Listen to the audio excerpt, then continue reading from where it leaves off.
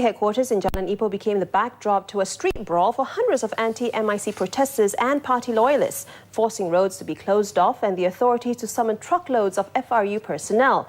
The two groups are clashing over the fiasco that is Maika Holdings, whose investors say squandered its capital through dubious channels. Charles Mohan has the details. MIC youth leaders, party supporters and a large group of young men in their 20s began flooding into the MIC headquarters at 10 a.m. Happy with the way Maika is being run, the group was there to show their support for CEO S. Pari. But some seems to have been summoned there, as they had no idea why they were gathering in the first place. It was when Pakatan leaders and disgruntled Maika Holdings shareholders arrived on the scene that things started heating up. Leading the 150-strong crowd was Penang Deputy Chief Minister to Professor P. Ramasamy, who then handed over a memorandum to S. Pari seeking an explanation of Maika's financial status. But the crowd was hostile and tensions finally broke into a street brawl. Members of both groups attacked each other, throwing punches and hurling motorcycle crash helmets. The commotion forced traffic heading to PWTC from the MIC headquarters to a crawl. These are all a part and parcel of politics. My dear friend, you must understand something. Politics is like getting into a dog's den. If you are not ready to behave like a mad dog, get ready to be mauled.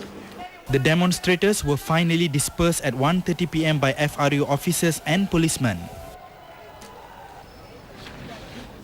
And this is what MIC's #1 man had to say about who was at fault for the morning ruckus. Siapa yang bertanggungjawab sudah jawablah, tak payah jawab lagi lah. The MIC president was chairing the meeting of the party's Central Working Committee during the incident. Despite the morning clash, over 60,000 investors are still left in the dark over Maika's financial status and on whether they will ever see their money returned.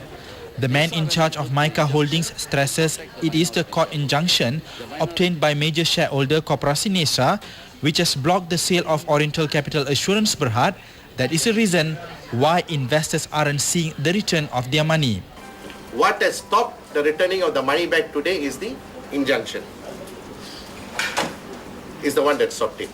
Former MIC Deputy President Dr. S. Subramaniam, who leads NESA, has said that he will withdraw the injunction if Maika is able to sell its cash cow at a reasonable price.